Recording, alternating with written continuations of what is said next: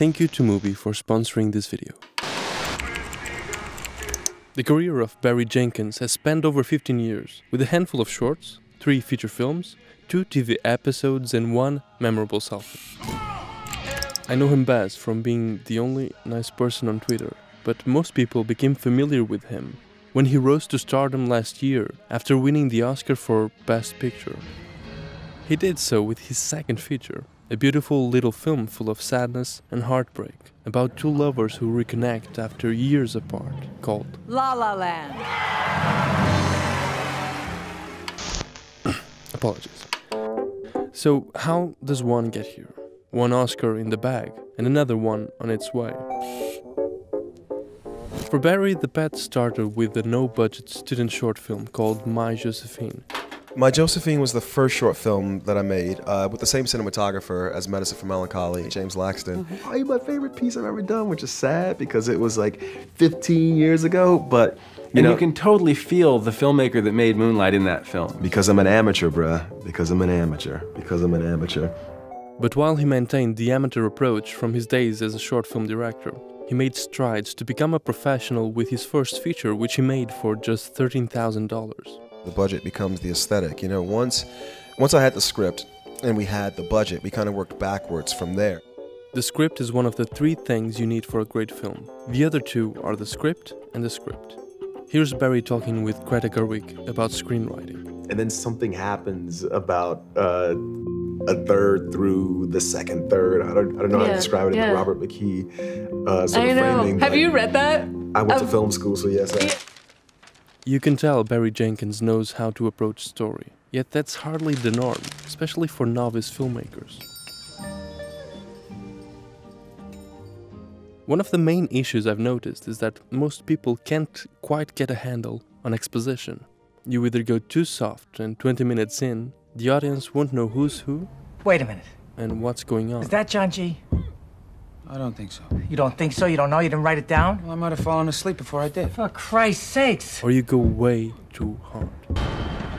This is KATANA. She's got my back. She can cut all you in half with 1 sword stroke, just like mowing the lawn.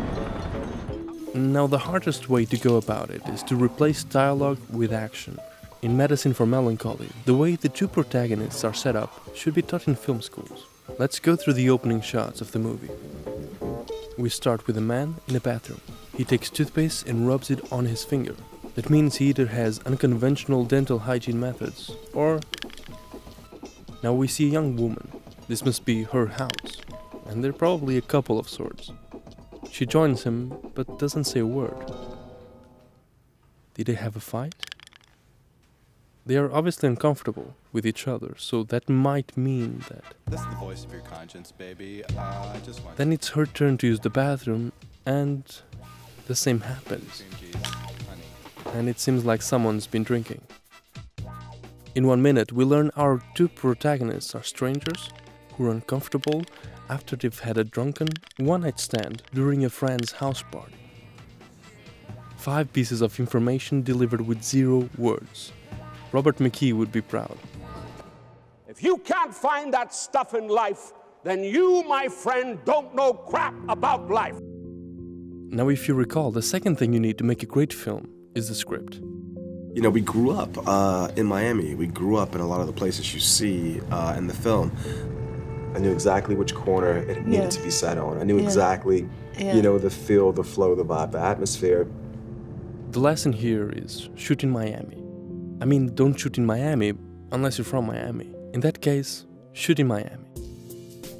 I can't find a quote for it, but there's a saying that there's only 1 right spot to put the camera, and you'll be wrong if you put it anywhere else. It's the role of a director to find that perfect angle, the ideal camera placement, to get the most out of every scene and every shot. That's where shooting in Miami comes in. When you're intimately familiar with your surroundings, things get a lot easier because you have a better sense of the shots you want to achieve. It's the old saying, write about what you know. Jenkins continuously does that. He just adapted a book by James Baldwin. Baldwin's legacy is very important, very rich. I wanted to bring this book into the world intact. Before that, in Moonlight, he went as deep and as close to home as anyone can be expected to go. But there was this conversation going on about all the black actors who've won Academy Awards and the roles they played them for. You know? And they're like, we only play maids and crackheads and blah, blah, blah. And then part of me was like, well, but I'm the child of a crackhead. As an artist, it's tricky to follow that old saying, to be true to your story when your story can be so problematic. You have to contend with the long history of racial misrepresentation in American film. As a black filmmaker, you have that weight on your shoulders. On the one hand, you can go too far and sanitize disenfranchised groups by offering heroic, yet one-note portrayals. The downside is that they can feel preachy. We saw that recently in 2016's Birth of a Nation. These books are for white folks. They're full of things your kind wouldn't understand. But also with last year's Wind River. The upside is that in creating these flawless minority characters, filmmakers are reframing how you see disenfranchised groups, and this counteracts negative images ingrained in the history of cinema. In the specific case of Barry Jenkins, he doesn't simply carry color on his shoulders, but he's also dealing with the issue of crack cocaine, a huge chapter of recent American history and film. This is crack cocaine. It's as innocent looking as candy, but it's turning our cities into battle zones, and it's murdering our children. Let there be no mistake. This stuff is poison. Just say no. So how does the son of a crack addict walk on this tightrope of staying true to his story without either sanitizing it or propagating harmful stereotypes? It was the hardest thing I've ever had to do because I had to separate myself, the director, from myself, the human being, reliving all these things that I've tried my hardest to not relive. But this really beautiful thing happened where, because I was feeling so much, it came out in the craft. It all comes down to empathy. When you write a flawed character with enough complexity and you allow an actor to fully embody their contradictions, I'ma just head you home. Give me the damn money!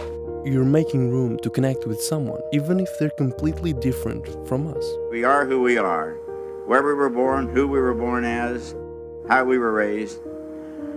We're kind of stuck inside that person. And the purpose of civilization and growth is to be able to reach out and empathize a little bit with other people. And for me, the movies are like a machine that generates empathy. It helps us to identify with the people who are sharing this journey with us. And we can't be alone. I'm sure there are a lot of people our age, who came of age in the 80s who went through these things with their parents. Should I be ashamed of telling my story? That's my story.